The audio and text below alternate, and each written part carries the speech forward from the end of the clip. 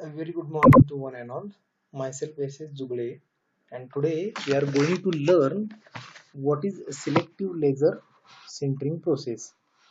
This is one of the method of rapid prototyping. So, what is the selective laser sintering? What is advantages, disadvantages? We are going to see in this particular lecture. So SLS is a rapid prototyping process that builds model from a wide variety of materials using an additive fabrication method. The build media for SLS comes under a powder form, which is fused together by a powerful carbon dioxide laser to form the final product. So, in case of history, the selective laser sintering process was developed by the University of Texas in Austin and was commercialized by DTM Corporation out of Austin, Texas in 1987 with support from the BF Goodrich. The first SLS system was shipped in 1992 and there are currently several systems which is used in worldwide. The build media for SLS comes under in a powder form, which is fused together by a powerful carbon dioxide laser to form the final product. So SLS, that is selective laser sintering, currently has 10 different build materials that can be used within the same machine for a wide variety of applications. The SLS process begins like the most other rapid prototyping processes with the standard STL CAD file format, which is exported now by most 3D CAD packages. So what is the SLS mechanism? In case of selective laser sintering mechanism, a moving laser beam sinters heat fusible powders in a area corresponding to the CAD geometry model, one layer at a time to build the solid part. After each layer is completed, a new layer of loose powders is spread across the surface. Layer by layer, the powders are gradually bonded by the laser beam into the solid mass that forms the 3D part geometry. In areas not sintered, the powders are loose and can be poured out of completed part. So look at this. This is the mechanism of selective laser sintering, in which first of all powder is placed on the bed of a piston, which is forwarded. After it come to the topmost position, the powder leveling roller levels the powder and remove the excessive powder. After that, we have to use the CO2 laser. The powder which is sprayed on this particular bed, which can be come in contact with this particular laser. So one by one, each and every laser, when comes in contact, it goes down. Uh, this goes down as the part is to be produced. Look at this. In case of laser scanning direction, this is the sintered powder which is sprayed over entire bed, what we call as a pre-placed powder bed, which is in the form of green state. So whenever the light is coming or laser is coming from this particular laser beam, CO2 laser beam from the machine, it is in come in contact with this particular powder. It heats the powder and it get melted. According to this fused powder, which is the form as the shape of CAD file provided at the provided as a programming to the machine. Look at this.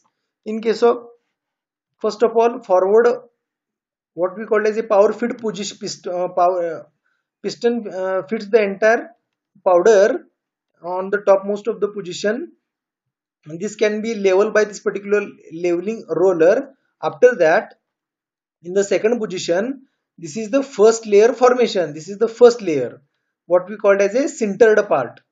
The lens laser from the lenses, out of lenses, come into the contact of XY scanning mirror, which controls the X and Y direction as per the CAD file CAD file program provided in the STL format to the machine.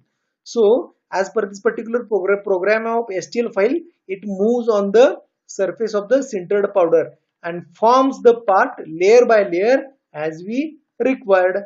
As one layer is completed, piston goes downward. Second layer is completed, piston goes downward. As in this way, the product is to be completed.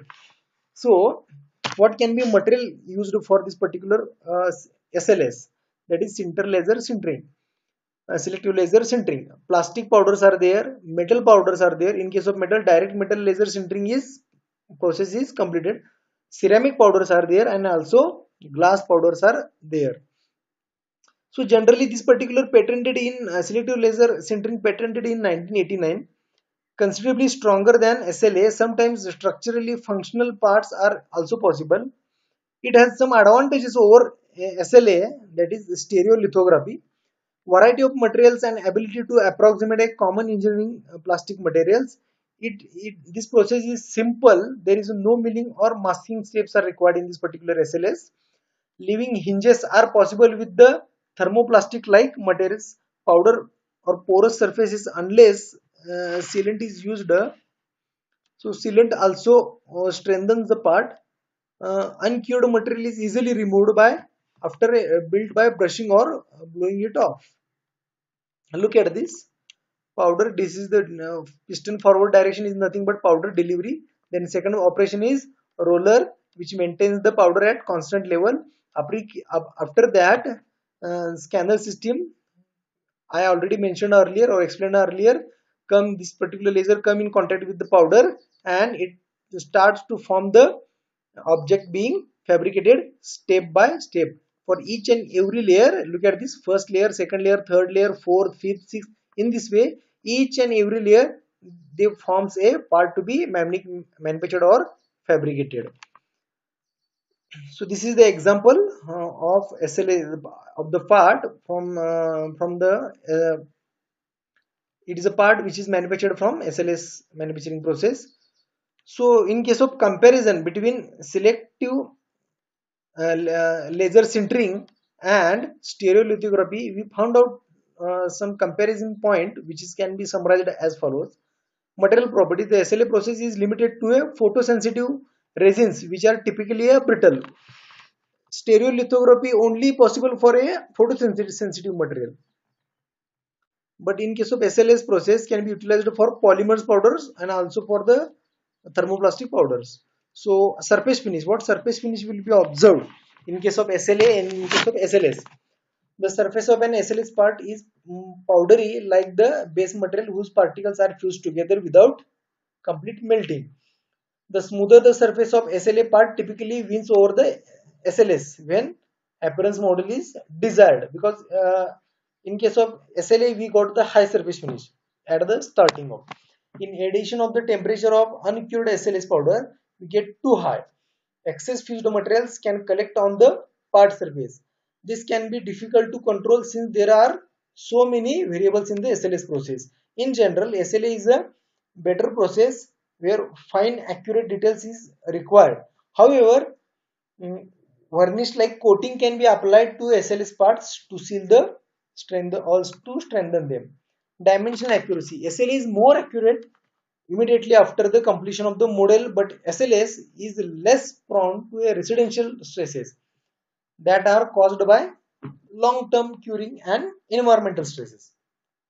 The temperature dependence of the SLS process can sometimes result in excess material fusing to the surface of the model. SLA parts suffer from the trapped volume, in which cups in the structure that hold the fluid causes inaccuracy, but in case of SLS, parts are not have this particular problem of trapped volume. Support structure: in case of SLA, the parts are typically need a support structure to lower down and to move the upward. So SLS parts, because of the supporting powder, sometimes do not need any type of support system. So in short, SLA required a support system, but SLS does not require a support system. The support system marks left after the removal of support structure in case of SLA. So this is the general data preparation for SLS. Look at this machine, what we call as Sinterization 2500 machine. In this particular machine, the SLS technology is housed in the sinterization line of system by DTM. The current model is Sinterization 2500, which has a various components and some of the improvements also over the predecessors. So SLS process being like the most other rapid prototyping process with the standard STL CAD file format, which is exported now by 3D CAD packages. As I already mentioned, the DTM software can import one or several STL files and allows you to orient or scale the parts as per your necessary. The 2500 system have auto nesting capabilities which will place multiple parts optimally in the build chamber for the best processing speed and results. Once the STL files are placed and processing parameters are set, the models are built directly from the file. So what are the process parameters for the SLS? That is part bed temperature, important thing, temperature of bed over which your powder is to be diffused.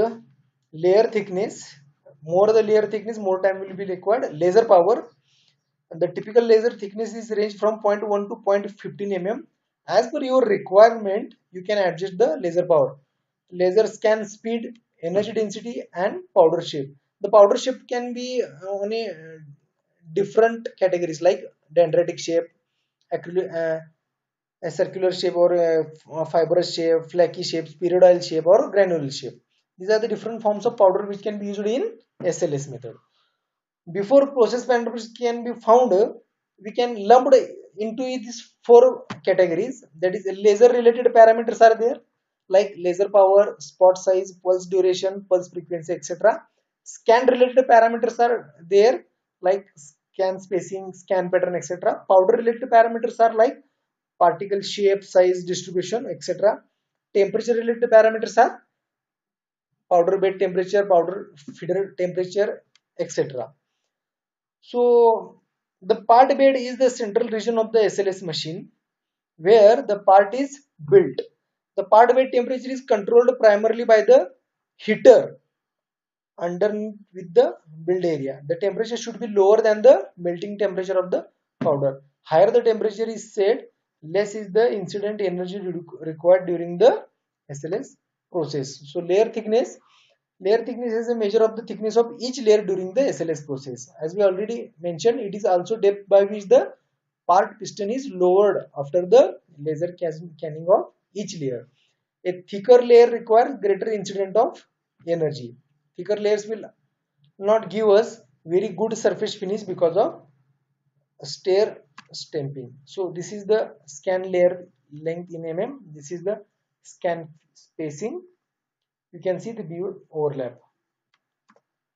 So energy density, it can be found out by this particular laser processing into BS into SS. LP is the laser power. This is the laser power. BS is the beam scan, and SS is the scan spacing. So you can find out the energy density of the particular selective laser sintering used by this particular equation. That is nothing but energy density is totally depend upon the laser power, beam scan, and the laser spacing.